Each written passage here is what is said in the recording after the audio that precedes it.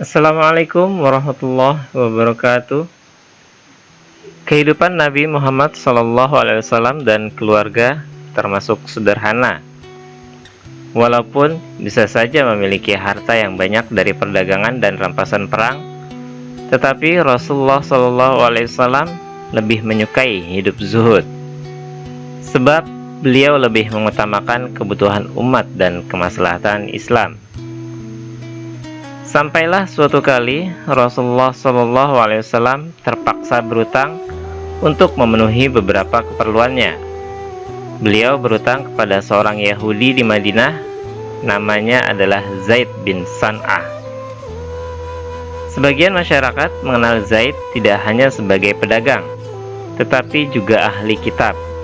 Dia pakar Taurat, sehingga amat dihormati kaum Yahudi di Madinah. Walaupun mengetahui kabar kenabian Rasulullah SAW, sebagaimana yang dinubuatkan Taurat dan Injil, Zaid enggan menyatakan Islam. Maka begitu Rasulullah SAW berutang kepadanya, Zaid melayaninya sebagai seorang biasa. Keduanya lantas menyepakati tenggat waktu pembayaran. Hari demi hari berlalu. Nabi SAW suatu waktu sedang memimpin majelis ilmu di Masjid Nabawi. Rumah ibadah itu penuh sesak oleh para sahabat yang dengan penuh perhatian menyimak ceramah dari Rasulullah SAW. Tiba-tiba datanglah Zaid bin San'ah melalui pintu masjid. Dia lantas meminta celah agar bisa sampai ke shaf terdepan. Banyak kaum muslimin di sana belum mengetahui siapa pria yang tampaknya sedang terburu-buru itu. Bukannya langsung duduk, Zaid yang kini sudah di shaf terdepan justru berdiri tepat di belakang Rasulullah SAW. Lalu dia menarik kain sorban Nabi SAW yang melingkar di lehernya, sehingga beliau seketika tercekik. Seluruh sahabat otomatis berdiri, seperti hendak menyerang pria asing ini.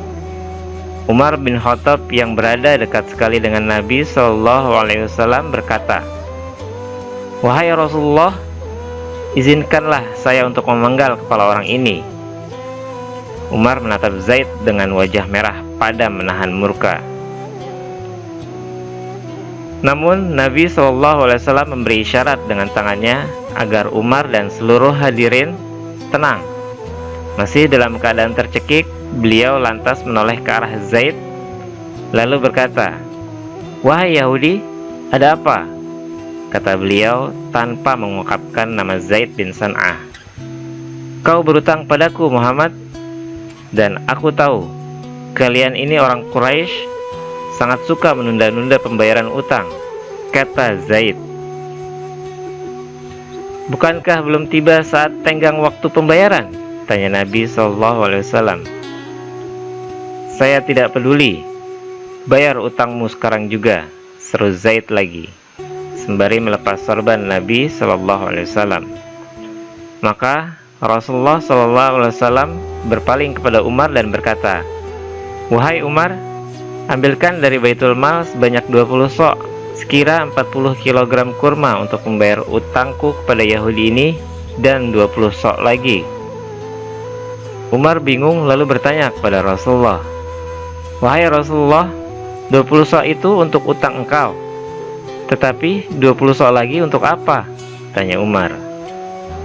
"Itu sebagai hukuman karena engkau telah menakut-nakuti dia," jawab Nabi SAW. Singkat cerita, Umar pun keluar dari masjid dan berjalan menuju Baitul Mal. Dia diikuti oleh Zaid dari belakang. Sepanjang perjalanan, Umar mencoba meredam kekesalan. Bagaimana mungkin seorang Yahudi bisa dengan pongahnya mencekik Rasulullah SAW tepat di depannya? Ingin betul Umar melampiaskan amarahnya ke orang yang sedang berjalan di belakangnya itu. Bagaimanapun, ketaatan Umar kepada Nabi SAW jauh lebih besar. Sampailah Umar dan Zaid di Baitul Mal. Sahabat bergelar Al-Faruq itu lantas menyiapkan 2 karung Masing-masing akan diisi 20 sok kurma. Karung pertama yang tuntas diisi lantas diberikannya kepada pria Yahudi itu. Sementara Umar sedang mengisi karung kedua, sang pencekik Nabi SAW tadi mencegahnya. "Wahai Umar, tahanlah. Jangan kau masukkan kurma ke karung itu," katanya. Umar tidak peduli. "Aku hanya melaksanakan perintah Nabi SAW. Aku tidak ingin mendengarmu." "Wahai Umar, apakah kau tidak mengenal saya?" "Aku tidak peduli," jawab Umar ketus. "Saya adalah Zaid bin San'ah." Mendengarnya, Umar seketika terkejut. Kemudian berdiri menghadapnya. "Apakah kamu benar Zaid bin San'ah? Zaid yang pendeta Yahudi, ahli Taurat?" tanya Umar setengah tak percaya. "Benar, akulah Zaid bin San'ah," jawab si Yahudi tenang. Bukankah kau tahu bahwa Muhammad adalah utusan Allah?" tanya Umar lagi. "Benar, aku mengetahuinya. Tapi coba kau pikir Umar, bagaimana mungkin aku nekat mencekik dirinya di depan kalian, umat Islam yang mengimaninya sebagai nabi. Bahkan aku melakukannya seorang diri dan di dalam masjid kalian. Apa engkau pikir aku sudah gila?" ujar Zaid. "Mengapa kau melakukannya?" tanya Umar. "Sungguh, sebelum tadi aku datang ke masjid kalian, aku telah mendapati tanda-tanda kenabian pada diri Muhammad. Hampir seluruh tanda-tanda itu ada padanya. Hanya saja, masih ada satu tanda yang belum tampak jelas bagiku, yakni bahwa kasih sayangnya mengalahkan rasa amarahnya," jelas Zaid. "Maka dari itu aku nekat melakukan hal tadi. Aku tahu utang Muhammad belum jatuh tempo. Aku sengaja memancing emosi Muhammad dan kalian, para sahabatnya.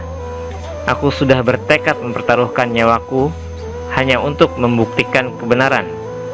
Adakah tanda kenabian yang terakhir itu pada diri Muhammad? Dan kini aku percaya, ternyata benar, kasih sayang beliau mengalahkan amarahnya. Maka saksikanlah wahai Umar, asyhadu an la ilaha illallah wa asyhadu anna Muhammadar Rasulullah," tegas Zaid bin San'ah. Demikianlah pendeta Yahudi itu akhirnya masuk Islam. Sahabat iman, hikmah yang dapat kita ambil dari kisah di atas adalah bahwa perintah Allah dan Rasul-Nya harus kita tempatkan di atas segala-galanya. Meskipun diri ini sangat ingin melakukan sesuatu yang berlainan, atau kadang perasaan di dalam hati kita mengatakan berbeda dari apa yang sudah diperintahkan Allah dan Rasul-Nya, maka kita harus mengalahkan perasaan itu dan menempatkan perintah Allah dan Rasul-Nya di atas segala-galanya. Hikmah lainnya adalah terkadang kelemah lembutan dan kasih sayang lebih dapat mengena ke dalam hati seseorang daripada kekerasan dan ketegasan. Oleh karena itu, dalam berdakwah, baiknya kita semua mengedepankan kelembutan dan kasih sayang antar sesama. Baiklah sahabat iman, mudah-mudahan yang sekelumit ini ada manfaatnya. Mari tinggalkan jejak Anda berupa like, komen, atau jika menurut Anda video ini baik untuk disebarkan, silahkan sebarkan sebanyak-banyaknya.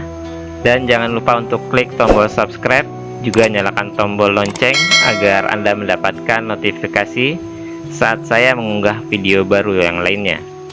Wallahu a'lam bishawab.